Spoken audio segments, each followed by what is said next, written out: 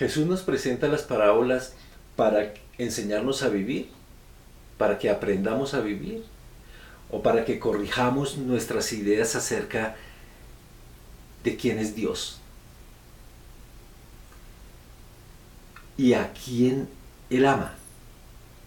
Las parábolas, ¿qué función cumplen en nuestra vida?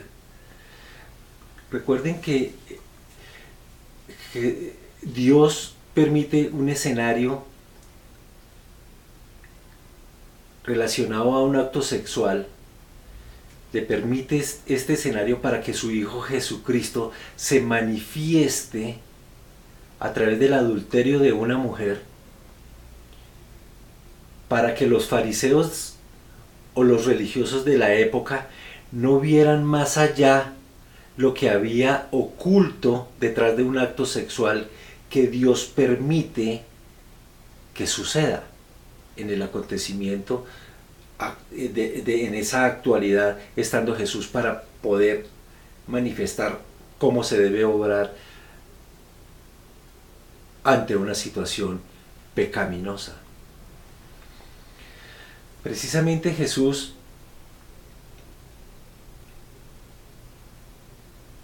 le da a esta mujer lo que no merece. ¿Ella qué merecía en ese instante? Pues era apedreada, de acuerdo a lo que decía la ley. Eso era lo que merecía la mujer adúltera en ese instante. Pero Dios, Jesucristo mismo, precisamente le da lo que no merece, lo que le dio a usted y lo que me dio a mí, lo que no merecíamos, que fue gracia y perdón. Perdón inmerecido. Perdón contiene una palabra, don, que quiere decir regalo.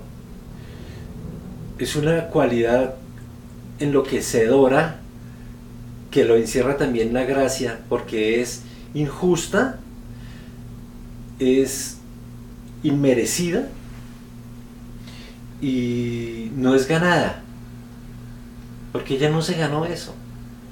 Ella no calificó para adquirir o para recibir gracia. No, fue mostrándonos Dios lo que iba a empezar a suceder en la vida del hombre, el por qué vino Jesucristo a la tierra.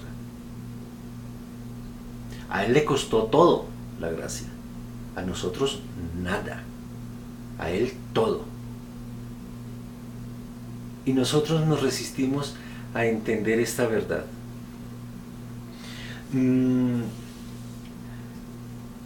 Mire, el relato del hijo pródigo, de la parábola del hijo pródigo,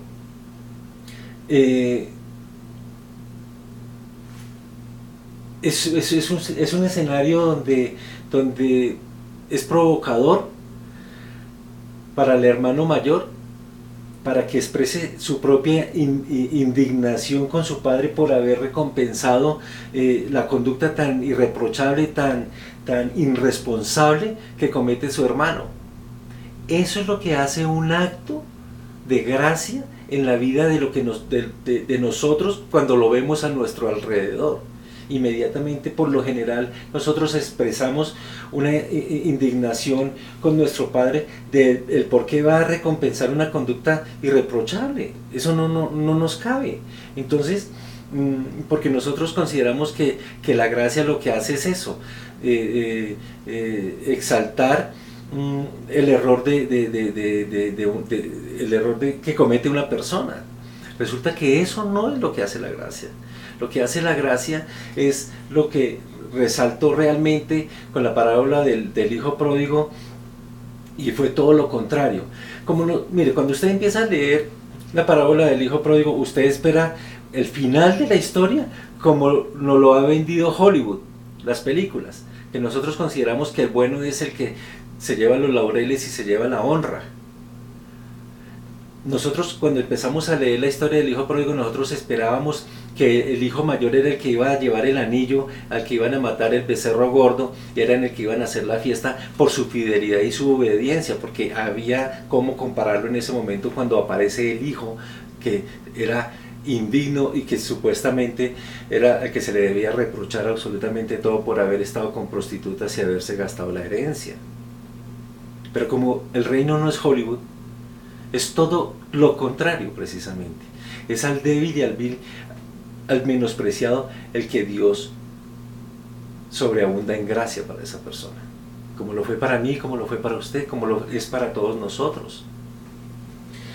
¿Qué es lo que resalta realmente la gracia? Bíblicamente dice, os digo que así habrá gozo en el cielo por un pecador que se arrepiente, que por 99 justos que no necesitan de arrepentimiento. Ustedes saben que la palabra arrepentimiento en el Nuevo Pacto, en el Nuevo Testamento, quiere decir cambio de mentalidad. ¿Qué es lo que se recalca en la parábola del hijo pródigo? Pues el cambio de mentalidad de su hijo, de regresar a casa. Esto es lo que se recalca, que es lo que sucede en nuestra vida también. Cuando nosotros cambiamos de mentalidad, inmediatamente hay fiesta en el cielo, porque no ve que somos sus hijos que regresamos a casa. Entonces, nosotros debemos ser hallados en un cambio de mentalidad. Mire los comentarios relacionados con esta frase que estoy mencionando. Dios se regocija por uno de sus hijos que estaba perdido, ha sido hallado. Mire las palabras del padre ante el hijo que regresa a casa. Dice, mi hijo muerto era y ha revivido, se había perdido y es hallado. Pregunto, ¿es usted hallado en un cambio de mentalidad? No es más.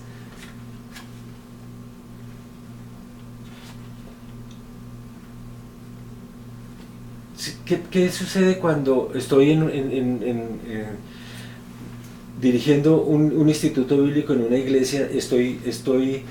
Tengo allí las personas que están recibiendo las clases. Estoy tomando nuevamente esta parábola, estamos estudiando esta parábola. Empiezo a hacer el relato al contrario, como nos parecería que fuera, y es exaltar al hermano mayor por su fidelidad y su obediencia.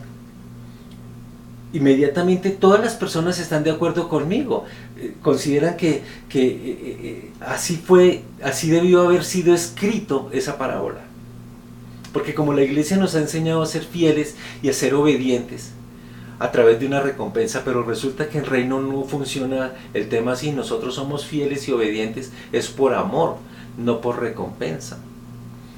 Entonces, ¿qué clase de valores de familia iba a comunicar su padre si hacía una fiesta al renegado? ¿O qué clase de virtud iba a formar todo aquello? ¿Qué ejemplo produciría esto? Si vamos al tipo que hace todo lo que hizo el hijo pródigo, terminamos exaltándolo. Pues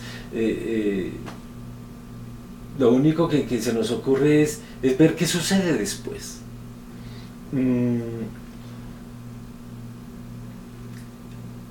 Tenemos que ser muy cuidadosos con esto. Quiero leer una parte de otro de mis amigos. Dice: pregúntales a las personas qué deben hacer para llegar al cielo, y la mayoría le contestarán: ser bueno. Los relatos de Jesús contradicen esa respuesta. Todo lo que debemos saber es que Dios acepta en su casa a todo aquel que de hecho ya Él ha traído.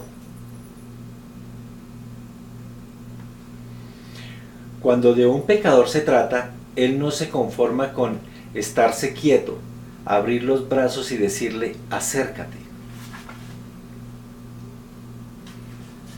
sino que se pone a esperar como esperó el padre del hijo perdido. Más bien, lo que hace no es ponerse a esperar, sino que sale a buscar, como el pastor buscó la oveja perdida y la mujer buscó la moneda extraviada. Como ustedes saben que yo corrijo, porque en el momento en que usted se coloca sobre los hombros de gigantes como estos amigos, pues uno ve más allá.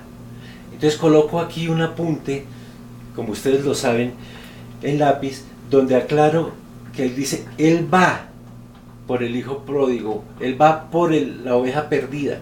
No, no es así, no hay tal. Mire lo que escribo, dice, él ya ha ido, él no va a ir, él ya ha ido, pero infinitamente más lejos que cualquier pastor o cualquier padre o cualquier madre. En realidad recorrió el camino infinitamente largo que hay entre ser Dios y hacerse hombre. De esa forma salió a buscar a los pecadores. Permítame, le explico lo siguiente. Dios y hacerse hombre. Entre este espacio estamos nosotros, está nuestro ayer, nuestro hoy y nuestro futuro. Él ya fue, él ya se proveyó de un camino de regreso para el hijo pródigo. Si el hijo pródigo hubiera sido más cauteloso, si el hijo pródigo hubiera sido más, ¿cómo le dijera? Hubiera sido más meticuloso, bueno, hubiera regresado a casa. Entre este espacio entre Dios y el hacerse hombre, sucedió todo lo que usted necesita. Fue en su pasado. Por eso hoy usted lo puede disfrutar con una mentalidad de reino completamente diferente.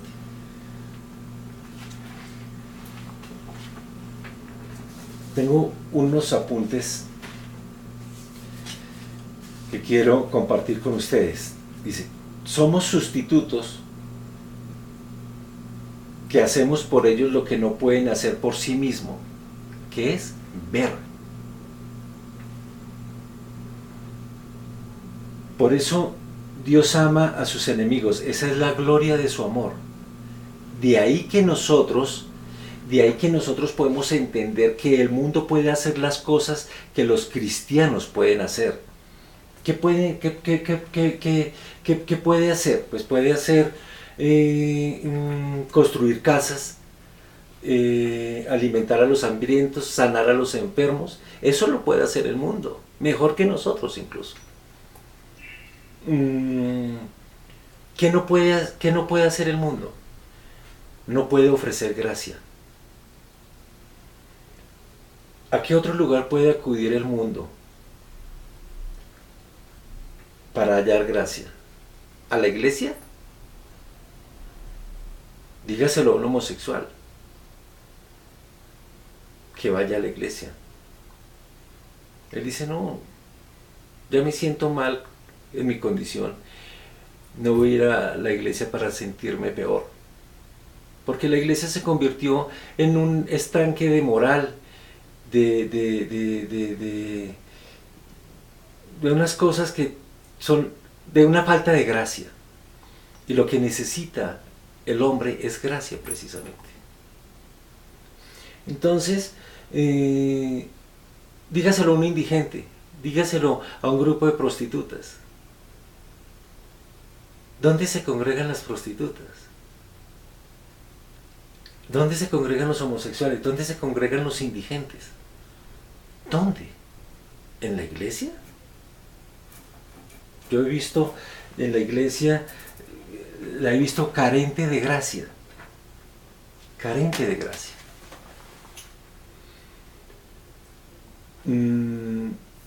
Por eso nosotros tenemos la oportunidad de dar gracia precisamente porque Cristo está en nosotros. Por eso tenemos que romper el ciclo de la falta de gracia. ¿Con qué? Con gracia. ¿Cómo castiga la desobediencia? Con obediencia.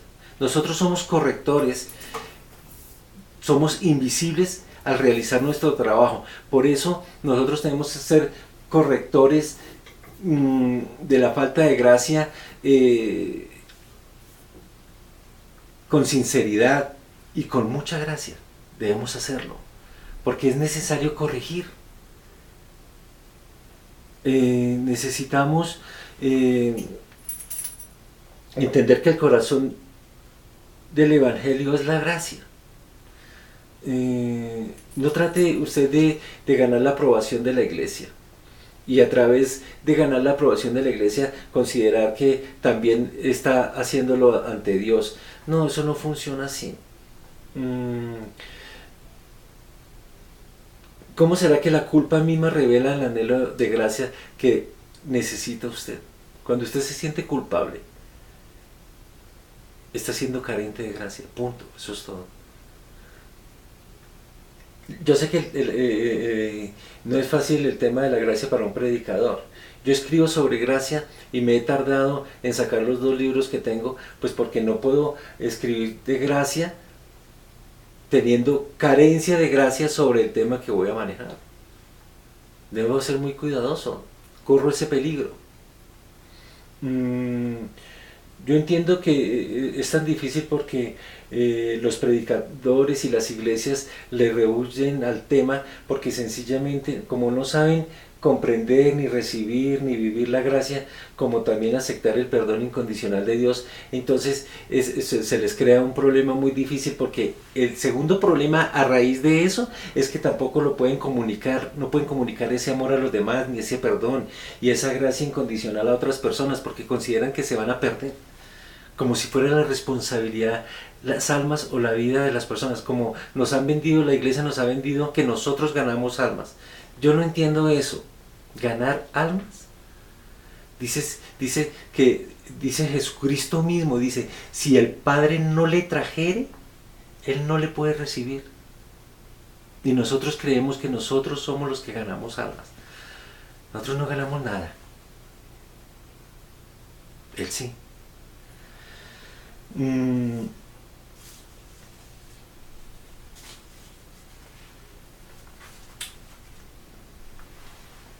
Hablemos abiertamente sobre el tema que a todo el mundo le tiene como asco, como miedo. Recuerden la frase que continuamente me oirán decir, consideran que la gracia es la licencia para pecar. No, la gracia es la licencia para amar a su prójimo. Pero como no queremos involucrarnos con los demás, nosotros vemos un accidente, vemos una necesidad, nosotros no somos movidos a misericordia. Entonces nosotros, la gracia lo que hace es movernos, es como el combustible que requiere el hombre para accesar a los demás. No, nosotros consideramos lo que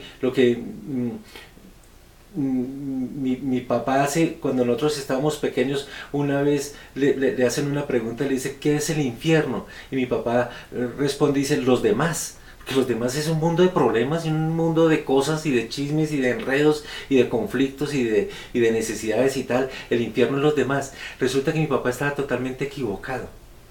¿Cómo así que el infierno son los demás? Al contrario, los demás son nada más y nada menos que Cristo resucitado. Entonces, cuando nosotros somos movidos en misericordia es porque estamos henchidos de Él.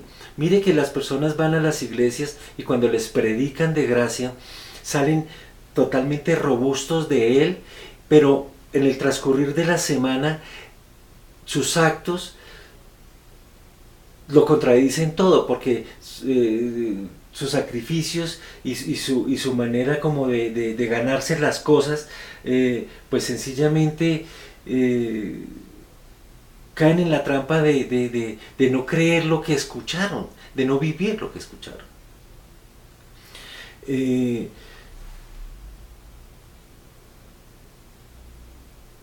Pregunto yo, ¿habrá alguien que me pueda perdonar me pueda perdonar antes de que yo se lo pida?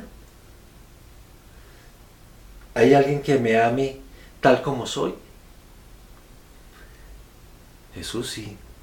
La iglesia y la religión, no.